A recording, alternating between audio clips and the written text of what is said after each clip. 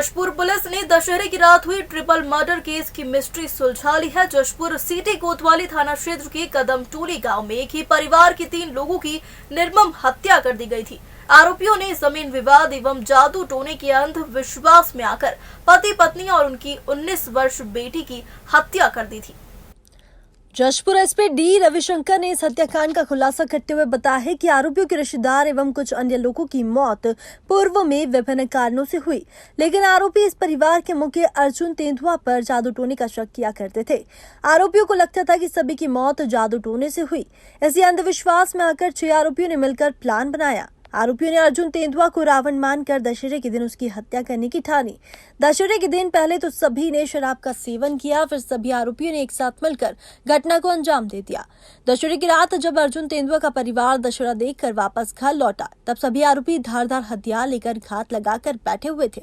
अर्जुन तेंदुआ का परिवार जैसे ही खाना खाकर सोने की तैयारी कर रहा था, तभी अचानक ही आरोपी उसके घर में घुसे और पूरे परिवार की धारदार हथियार से निर्ममता पूर्वक हत्या कर दी।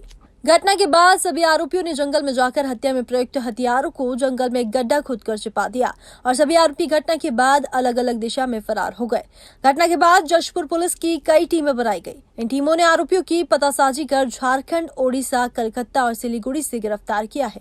इस मामले को सुलझाने में लगी पुलिस टीम को सरगुजा रेंज के आईजी अजय यादव ने 30,000 रुपए और जशपुर एसपी ने 50,000 रुपए के इनाम की घोषणा भी की है।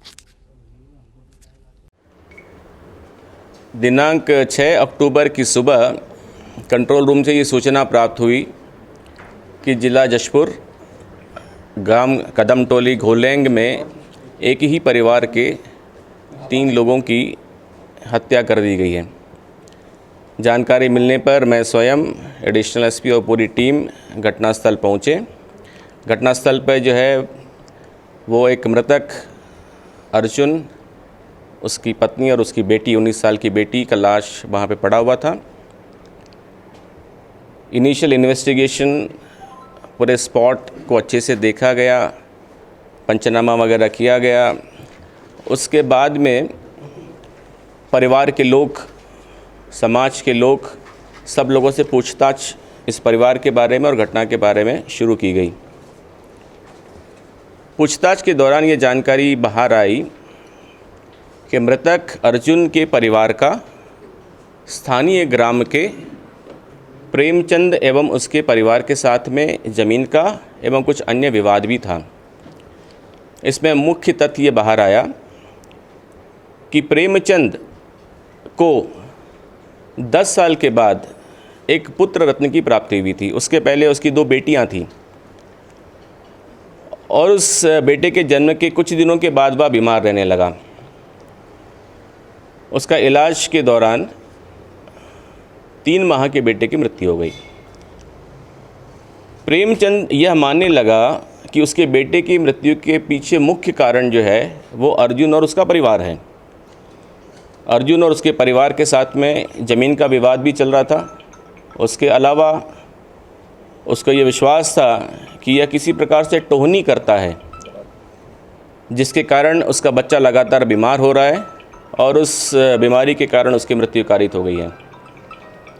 ये एक मुख्य कारण बना, जिसमें उस परिवार को पूरा विश्वास था कि उसके परिवार में जो नुकसान हुआ है उसका मुख्य कारण अर्जुन, उसका परिवार और उसके किए जाने वाला जो ब्लैक चिंट है, जो टोनिक है, उसी के कारण जो है उसका बच्चा ख़त्म हो गया है। इसके पूरे परिवार ने बैठकर यह तय किया कि अर्जुन और उसके परिवार को ख़त्म कर दिया जाए। इसकी योजना बनाई गई और 5 तारीख दशहरे का दिन था और उनका ये सोचना था कि भाई दशहरे के दिन एक रावण जो है वो जलेगा और इस रावण को भी जो है वो हम ख़त्म कर देंगे। ये उनकी मानसिकता थी, इनका माइंडसेट था, उनके दिमाग में बहुत गहरे बैठ गया था कि इसी परिवार के कारण जो हमारा नुकसान हुआ है और किसी भी कारण, किसी भी हद तक जा।